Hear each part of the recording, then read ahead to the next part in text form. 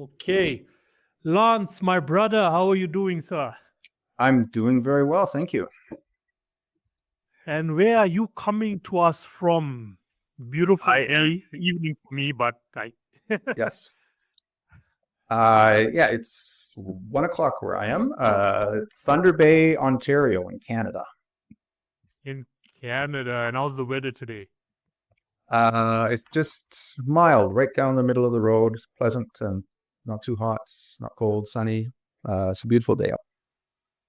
Do you have like different types of like? Okay, let me rephrase that question. Is it mostly hot or is it mostly cold? Well, by the standards of most countries, it's pretty cold most of the time. But it's Thunder Bay is one of the slightly less extreme places in the country. There's places that get a lot colder than here. But yeah, our summers are usually in the low 20s. Okay, it's not too bad. Yeah. Which do you prefer, the summer or the winter? The hot or cold? I love both, and I do love winter in Canada. Some people complain about it, but I love to get outside, the crisp air and the bright sun, and doing winter sports and so on. But I lived in various countries in Africa, and sometimes on a cold day in Canada, I miss being back in Ghana or Kenya or one of the other places I spent some time. Yeah. So since you already brought that up, we can start there. You've lived in Ghana, the Gambia, Colombia. You worked with mobile peoples. You were, I don't know if you still are, the person that will just pack up and leave. And you never stayed in one place. Okay, I don't know for how long, but you never stayed in one place for a long period of time, which is exciting. That's an exciting life, probably my dream life. Maybe it'll happen for me in my next life. Who knows? And then you came back to Canada and you started writing sci-fi that explores our connection to the natural world. Plus, you were the winner of the contest that this show endorses and is very, very familiar with, L. Ron Hubbard's Writers of the Future, Volume 41. That in 2023. Correct me if I'm wrong. That's right, Volume 40. I won in 2023. Okay, so before we get to that, I would love to ask, did the Nomad life find you or did you go looking for it? Let's go back to your day one. Oh, any point. I mean, it wasn't intentional, and despite my history, it's not that I love traveling. Like I prefer to go to a place and then just stay there as opposed to like traveling around and being a tourist. But in my mid-20s, I volunteered for a type of exchange program, and that sent me to the Gambia, volunteering for 4 months.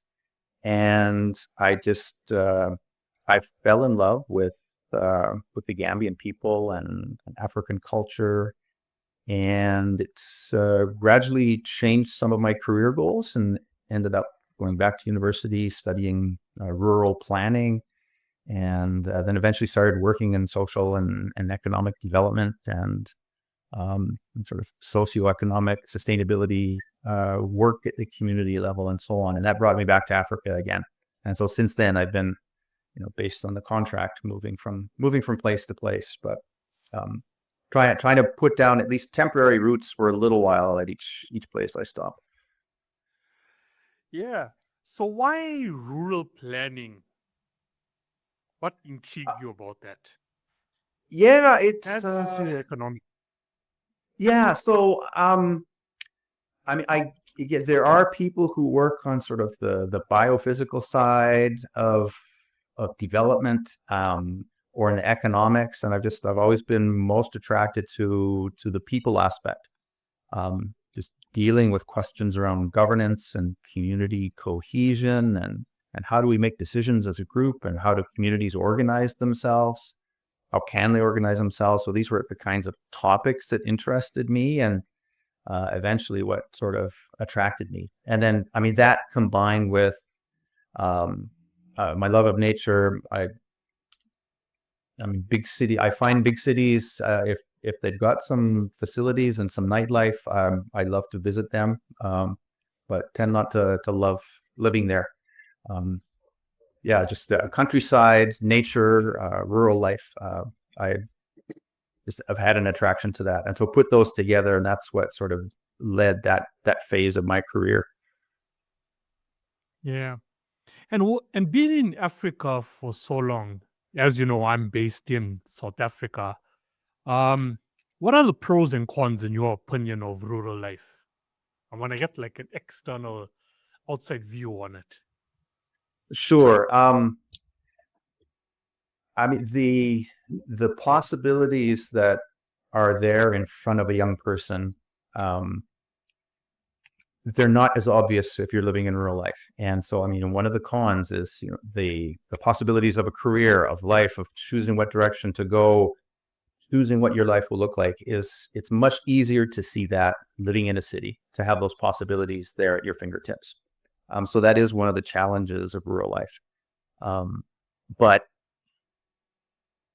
rural places tend to have maintained this sense of community much more than cities have. And not that it's like it's automatic that in cities there's no sense of community, but you need to work at it. And there are places where in cities people do work at it and create community, but it's so easy in cities just to become anonymous and become disconnected from each other. And so, I mean, that's one of the benefits, I suppose, of rural life, is that connection to community and connection to nature. Yeah, yeah. The reason I'm asking this, how far back are we talking when you were in these countries, in these rural areas?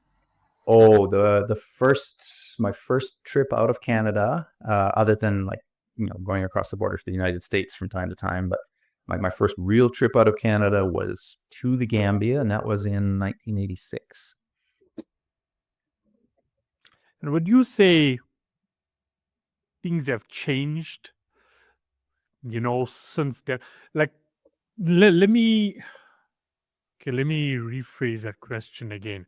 When it comes to development of the individual themselves, in my opinion, things haven't changed that much. And I say this because in these rural communities, even these rural communities in South Africa, there's so many talented individuals. Now, myself personally working in the creative space, I come across them. I know a few of them. I do my best to assist them. But the access to the basic necessities, internet, for example, is still a huge problem in 2026. And what we see is a high increase in mental illness that's going on in these areas because these talented individuals just have no way out and they don't know what to do. No, I mean, it's absolutely a thing. I mean, the world is, however, it is changing. The connectivity, for example, like my first experience in Africa, I remember trying to communicate with home, and I would have to travel to from the suburb that I lived in into the central Banjul, the capital of the Gambia, and go to the telecom building, and then I'd have to line up, get a special kind of, they were just starting with these new kinds of chip cards, which you would take to the phone booth and put in the phone, and that's how you would call back home, and it would work 30% of the time. Whereas today, like, cell phones are everywhere. The internet has happened, and it's, for sure, it's harder to get in a lot of rural places, but some of the most remote places now are able to get internet access. That opens up a world of connection and a view into the possibilities. It doesn't necessarily result in actual opportunities, and for that, like, the actual social development and actual dealing with the challenges of poverty needs to happen, and that has been harder. Yeah, I can agree with that. It needs to happen, but it doesn't. no matter how many years actually goes past. And it's sad, it really is sad, because these individuals are the ones that I come across at least, they're keen to do whatever they can. But sooner or later, no matter what I can do for them in my own individual capacity, I can only stretch it so far, Yeah. you know. And then the next thing you know, the moment you step back and you allow them like autonomy just to take control of the situation because I've done the best to educate you on what to do, within a month, you just see them like going backwards, it's like a complete give up. I can't do this, you know. And some of the points for doing it, I do understand. And we just don't have a solution. I don't even have a solution, So it's good, for someone who's been in these countries, who's been in rural areas, just to touch base on the topic, and get different views on it. There's another podcast that I co-host with a colleague based in Canada as well. And we focus on this a lot, But at the end of the day, we can only do so much. But if we can change one person's life in a month, it's good enough for us, We just do the best that we can. Sure. Well, but the thing is, there are wonderful creative initiatives happening all over the place. And like, as much as change has been very slow to happen structurally, in some places it's going backwards, sort of at the grand level of society and governance and the economy. Those challenges are still there, but there are these inspiring pockets of little activities that I keep coming across, just little groups within communities taking the bull by the horns, and at a very local level, just coming up with new ways to think about what can we do to help ourselves, what can we do to serve our community and make life easier. And it might not result in this gifted youth that you're sort of referring to getting a shot into university to become a surgeon or something, but at the level of a community, like problems are being solved. The challenges of day-to-day life, the challenges that come along with poverty, people are finding little solutions like that. And so I've got a great faith in the grassroots, and the possibilities of things that can happen at the grassroots. I think the bigger challenges are what's happening from the top down, from structurally, what kinds of policies and systems can be put in place to support those kinds of initiatives.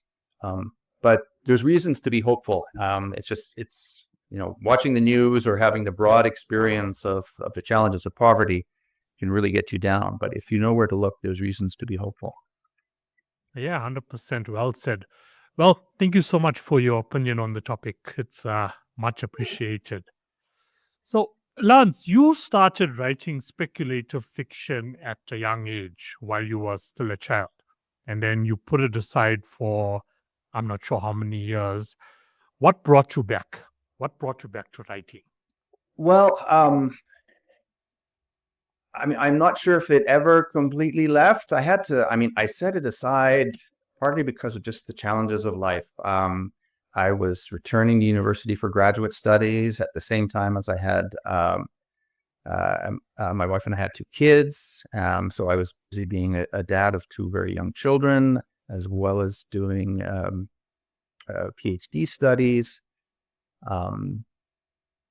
Sometime just giving back to my community. So I've got sort of community level work that I'm doing in my free time, and just life filled up, and I found the challenge of finding time to write really hard. But as time went on, my kids got older. They got to the age where they didn't need my attention all of the time. And so about 6.5 years ago, just for various family reasons, we decided it was time to come back to Canada. And it was right at that time I was finding I've got more time on my hands now, and there's this itch that I have not been scratching for a long time. And so I came back home to Canada. I came back home to writing as well. Yeah. And Just confirm again, how far back was this that you came back to Canada and started writing? Started writing again, about 6.5 years ago. About 6.5 years.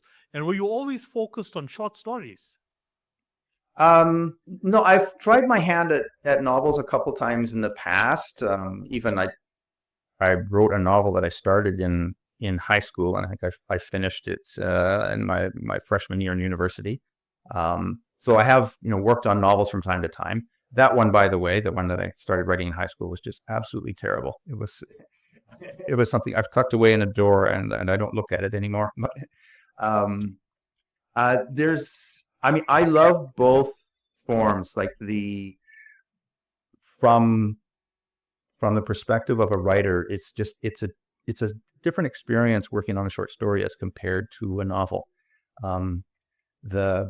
It's more intensive. There's more sort of, I don't know if perfectionism is not the right word, but there's more sort of craft involved in sculpting this thing that then you can hold in your hands, and you can look at the whole thing and hold it all in your mind all at once.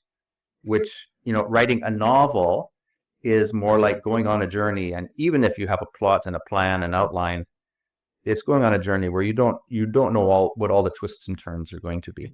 So it's a very different experience for both. I enjoy both. And I am working on a novel now. Yeah. Maybe we will get to your current projects and novels soon. Sure. Yeah. Look, I'm not a writer myself, but I kind of get what you're saying. There's a lot of logic behind that. Have you ever found yourself in a situation of writing a short story and then it just becomes too long and you're like, okay, I need to bring this down a bit? Absolutely. And I tend, in fact, so in publishing, in short fiction publishing, a lot of publishers use this definition just based on length of the story, where a short story is something up to 7,500 words. And between 7,500 and 17,000, I think, is a novelette.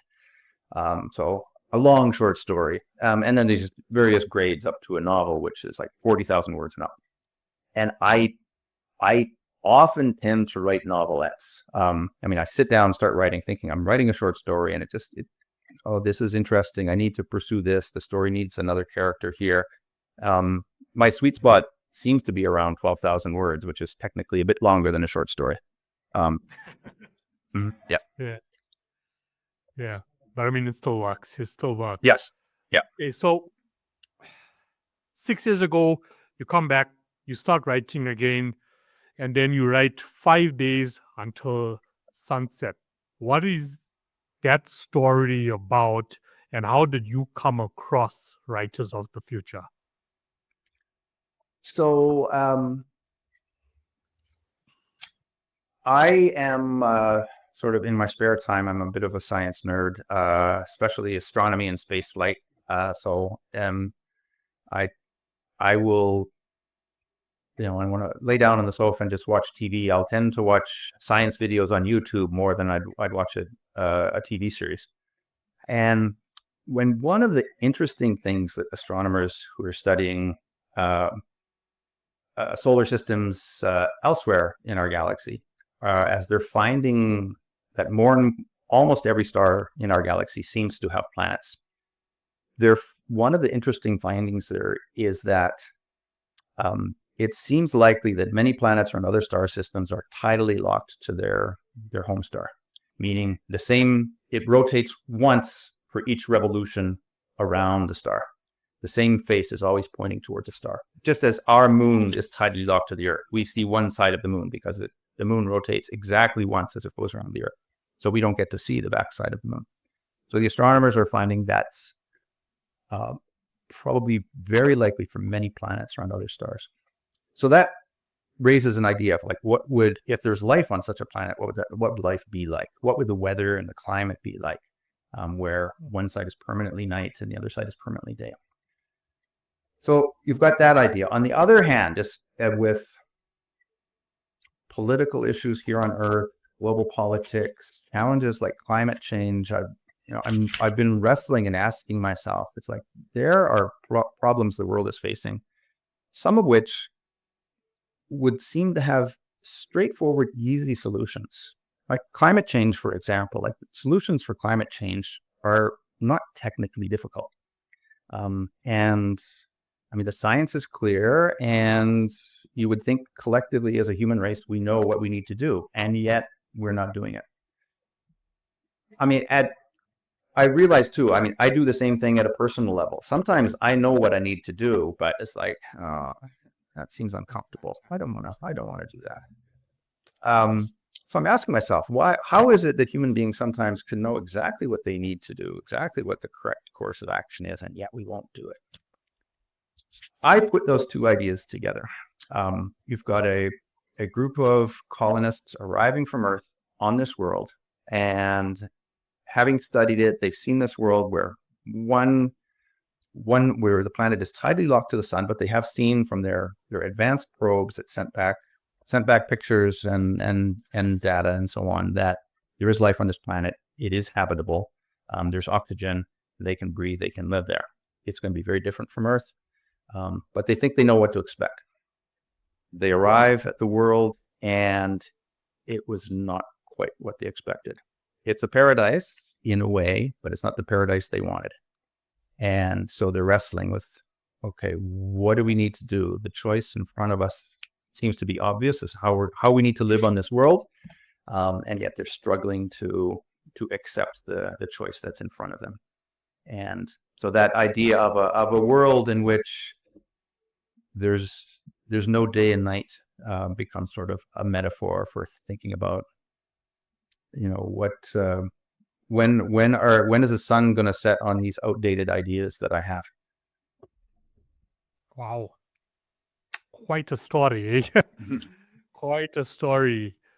Did you by any chance give Elon Musk the idea to take us all to Mars? No, that idea has been around long before Elon. Sorry. No, that idea's been around long before Elon. But yeah, you asked me about writers of the future. But before you jump onto that, I'm just curious about something. What are the basic things that we can do as humans with regards to climate change? I'm curious.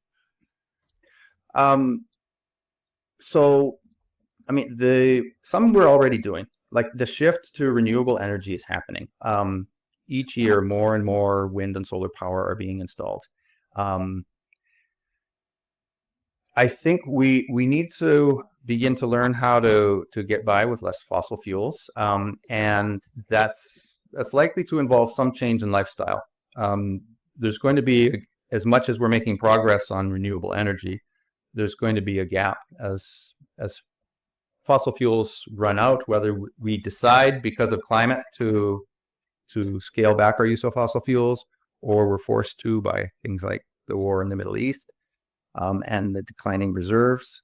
One way or another, we're going to scale back our use of fossil fuels, but there's likely to be a gap, quite a significant gap before renewable energies can take up the slack. This is likely to lead to a different lifestyle, and I think part of what we need to do is just learn how to be happy and live with less. People had wonderful full lives where they would put on their shoes and they get out and they would walk to visit their neighbor. We don't have to hop on an airplane every time we have an itch to travel somewhere. But I think a bigger challenge is building community. There are challenges coming at us in the years ahead, and having people that at a local level care about each other, I think is going to be a big part of how we cope with that. Yeah. Thank you for sharing that.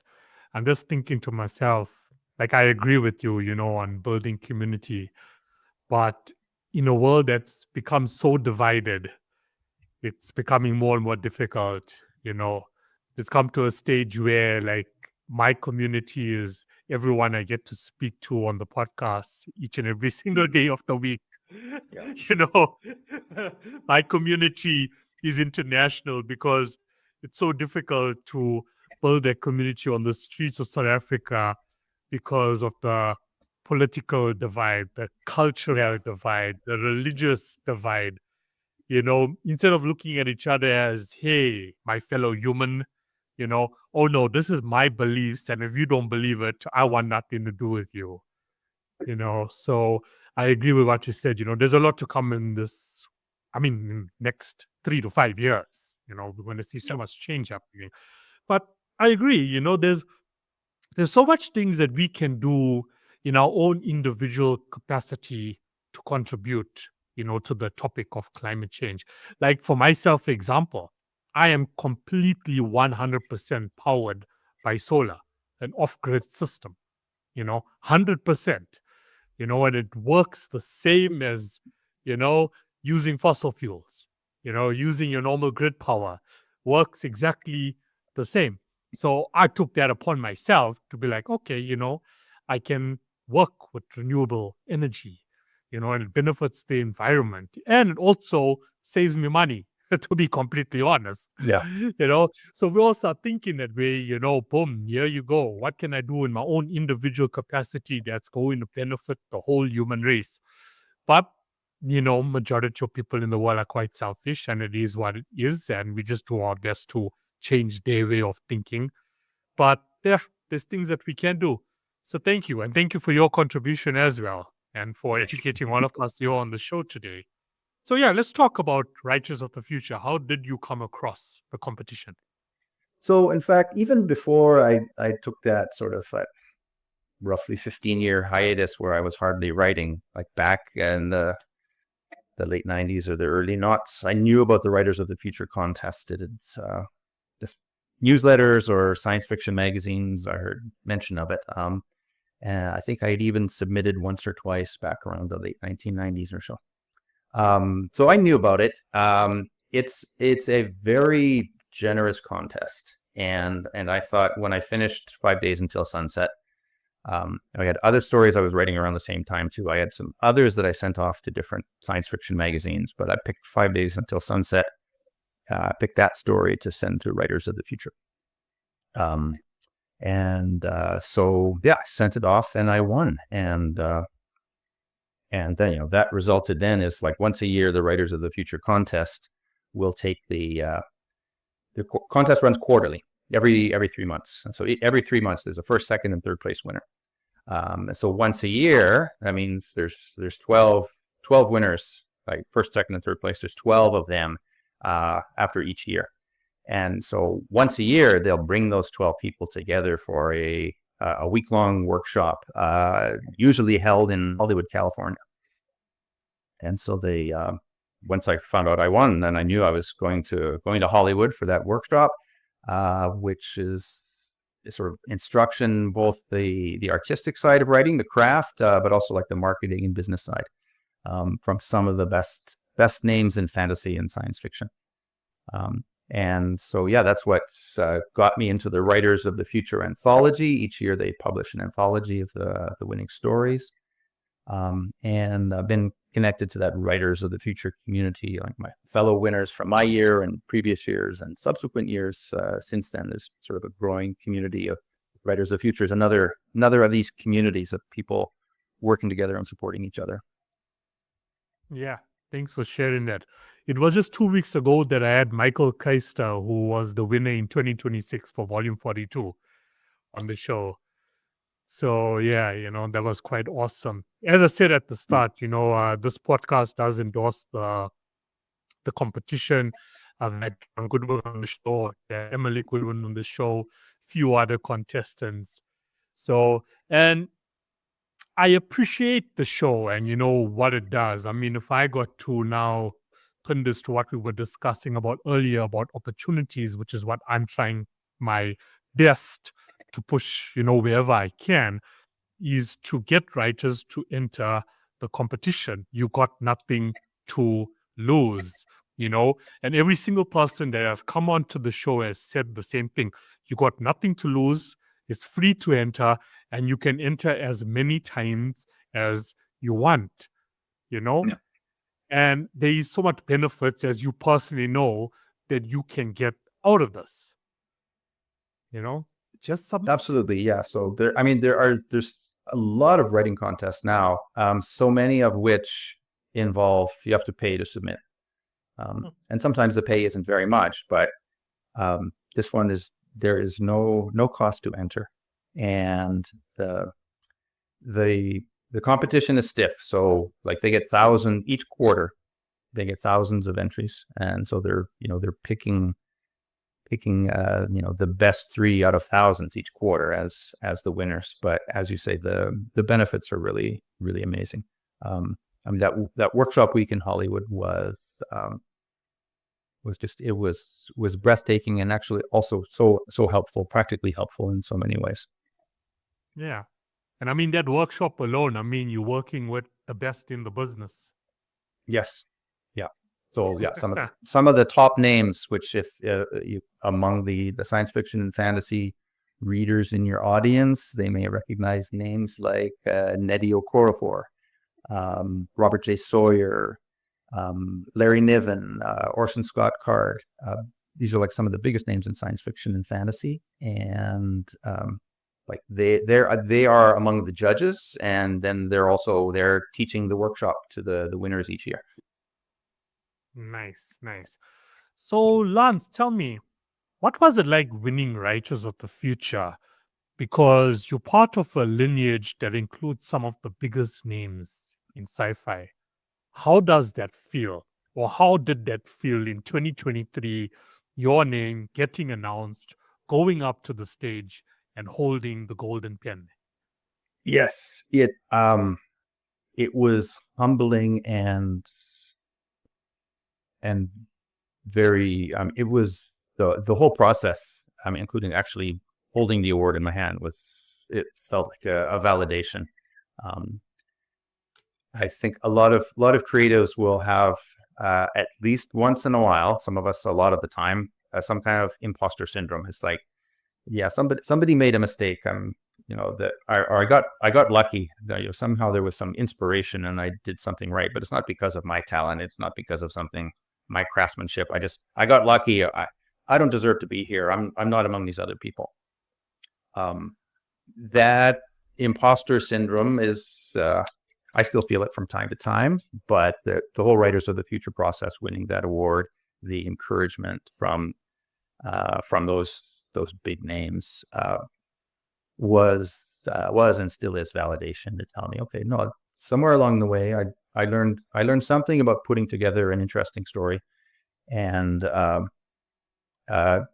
learned it well enough that I've been published in a number of magazines, and that my story 5 Days Until Sunset won in Writers of the Future. So somewhere along the way, I learned something, and this Writers of the Future process is validation of that for me, and gives me the permission to set aside that imposter syndrome and just move ahead and write the next thing. Yeah. I mean, what you just said, is a norm for so many creators that get that same feeling after they achieve something, no matter what scale that achievement is at. But I mean, congratulations to you. Congratulations to you. By any chance, do you have a copy of Volume 40 with you nearby? I do. Yes, let's have a look at it. There you go. Looking as beautiful as always. Yes. Well, and they, as well as the Writers of the Future, there's a parallel Illustrators of the Future contest. So for artists, and especially like illustrators working in area of the fantastical, like science fiction and fantasy, there's a contest that runs at the same time, and they also pick 12 winners each year. And the illustrator winners are matched up with the writer winners, and say, okay, here's one of the winning stories. Each writer is matched up with one illustrator and say, okay, you illustrate Lance's story, you illustrate John's story. And so those illustrations are included. I mean, always a beautiful cover, but those illustrations are also included in the anthology each year.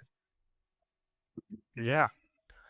And once again, to anybody listening, if you would like to get the latest copy, Volume 42 in 2026, any of the past copies, just go online, search, check where you can get it. In South Africa, I know it is available in local bookstores. international, your best luck is looking online, specifically Amazon. So, Lance, current projects. So after 2023, like sort of laid down, the red carpet for you, I'm sure psychologically, as in, Sure. let's do this. Before we get to current projects, your mindset at the time as an author, was it, okay, I am going to write for myself and remain an independent author? Or did you ever pursue a traditional publishing deal? So as for a novel, I have been working on a novel. I've been alternating my time between short stories and a novel. I'm still working on the novel. I believe when that novel's finished, I'm going to try and see if I can break in with a traditional publishing deal. I've done independent publishing in terms of short stories. So I self-published a collection of short stories, and I may do that for the novel. I'm not sure, but right now I'm leaning towards going towards traditional publishing. But yeah, the platforms these days make it easy to self-publish. And this that you just popped up on the screen there is my newest thing that's coming out. This one is a novelette, so this is a short read. It's not the novel, but this is 5 Camels for the Simplification. It's coming out for the publication date is September 10th, and it's probably going on sale for pre-order about 2 weeks from now. So that's September 10th is around the corner. Yes. Yeah. So what can myself as a reader expect to find in this book? My key takeaways. Well, I mentioned before, my time in various African countries. Most recently was Kenya. So I lived in Kenya for 8 years. And my job there was working with an international research organization called the International Livestock Research Institute. My work as a environmental social scientist there involved working with livestock keepers, the pastoralist nomads who live in some of the harshest rangeland climate. So some of them in sort of savannas and grasslands, but others in deserts and semi-deserts. That was a big part of my work. And I've got a particular attraction to rangeland ecosystems, the grasslands, the savannas, the steppes, and so on. As much as forests are beautiful and can touch your heart, the rangeland ecosystems touch people in a different way.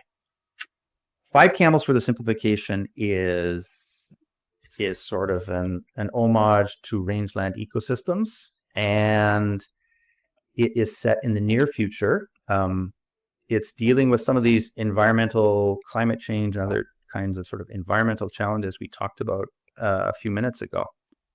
The main character comes from this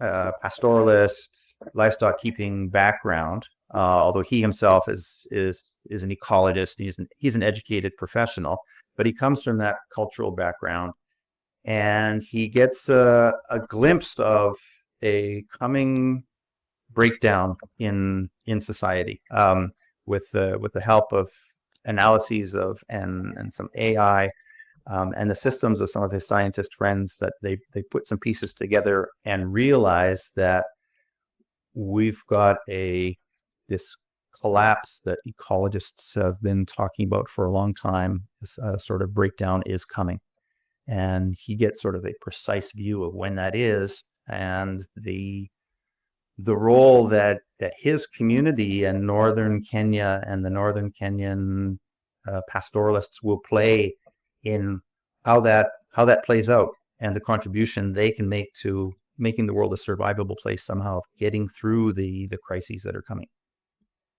Really, to sum it up, it's a story about a man who's got a young daughter, and he's terrified at what kind of world his daughter's going to inherit, and he's trying to figure out how to keep his sanity and give his daughter a world that's still worth living in, despite some of the big crises that he can see looming on the horizon.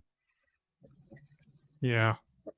this is definitely speculative and a dotted line to nonfiction. If we look at where the world is going, this is probably going to give a father out there tips and tricks on how I can make the world a better place for my children. Well, Wow, this I is hope so. There's plenty of writing out there in speculative fiction, like, disaster fiction and dystopian fiction and post-apocalyptic fiction. There's plenty out there that's bleak and just dives into the details of how terrible the world is and how bad things are possibly going to get. I think there's not enough work out there that finds honest grains of hope. And I like to do that in my writing. It's like to put a spotlight on reasons to be hopeful. It's like I try not to be escapist or naive. Try to be honest about challenges that people are facing. It's honest hope, honest about the challenges that are coming ahead, but finding reasons to still have that hope.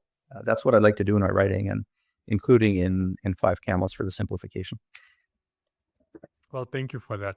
Thank you for that. Honestly speaking, creators such as yourself, are needed more than ever, because we're just living in this world of so many unknowns and so many questions. Which direction do I go? Where is the world going? If we just look at the creator space, you mentioned AI is mentioned in your book. What are your feels around the topic? Because in the creator space, there's just so many overwhelmed authors right now, independent authors just starting off, and they've just given up hope, because if we look where the market is going with AI, it's like, why should I put in, the next couple months of my life to finish this book when people are using AI for all the wrong reasons? And I've had so many great authors come on and say, your story matters. You need to push your story out there. For any genuine reader, they are going to notice the difference and they are going to appreciate your work. What are your feels around the topic? Your feelings around the topic. Well, I think you describe things very similarly to how I feel. AI has reached a stage where it can write a good sentence and it can write a good paragraph. It's from what I've been able to see, it's not at the stage yet where it can write a human story that follows the line all the way through a story. There's some human touch there that I don't know if AI will ever get it. Maybe I'm agnostic. I know some people are skeptical that AI will ever be able to do that. And others are at the other extreme of AI is almost certainly going to be at the same level of consciousness and as us and surpass our intelligence soon. I'm agnostic on, I don't know what's going to happen, but I know that right now AI is not at a stage where it writes these human stories.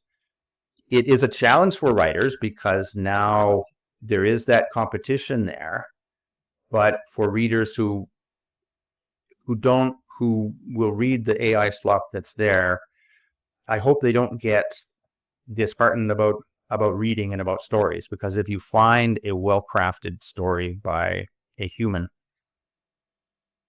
that does something for the soul.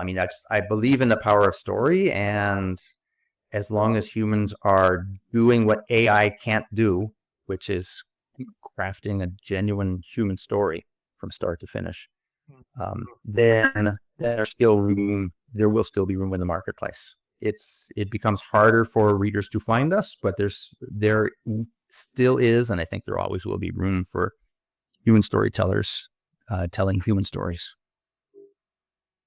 100% in agreement with you.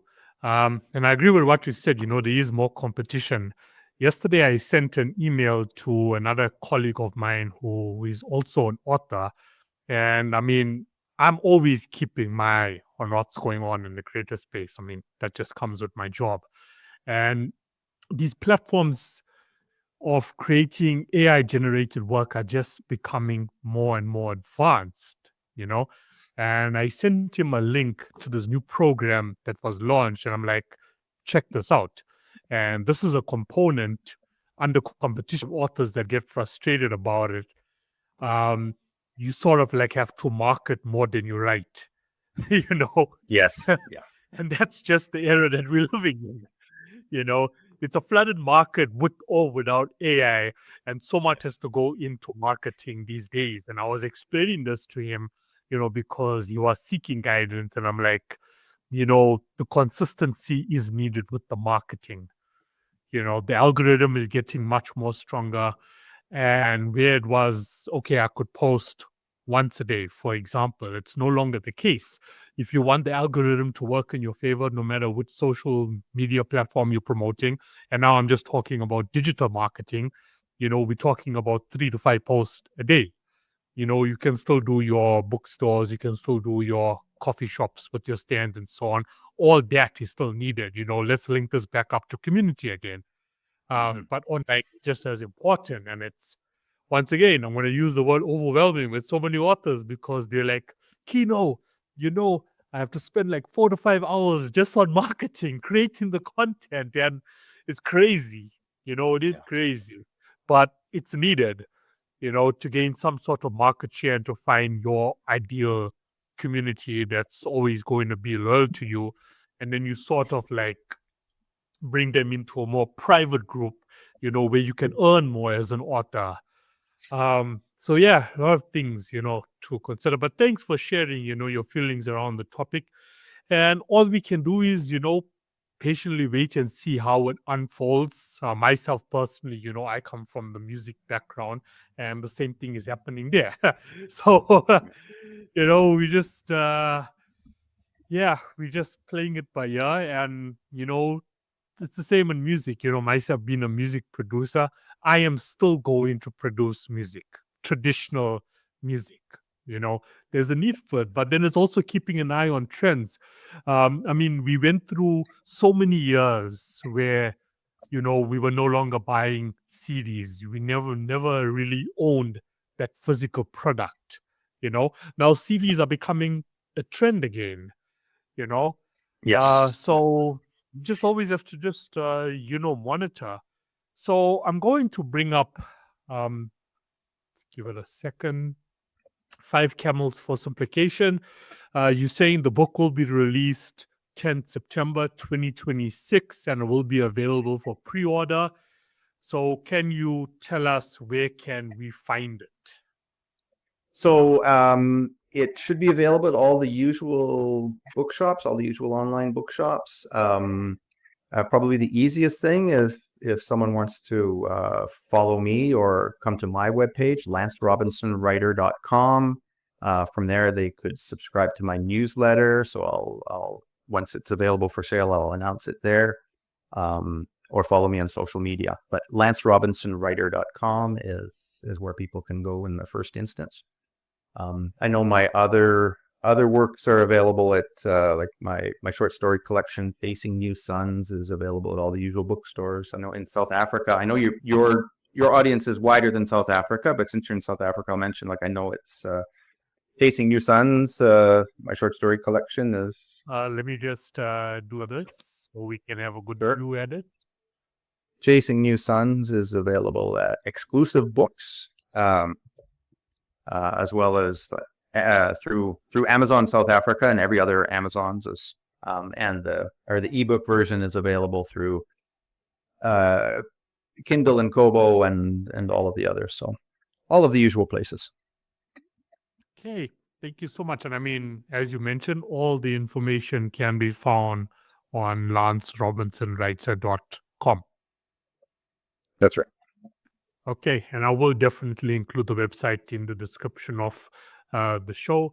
And on social media, are you hanging around? At present, I am on Facebook, Instagram, and Blue Sky. Yeah. Just so we came on, I followed you on Instagram.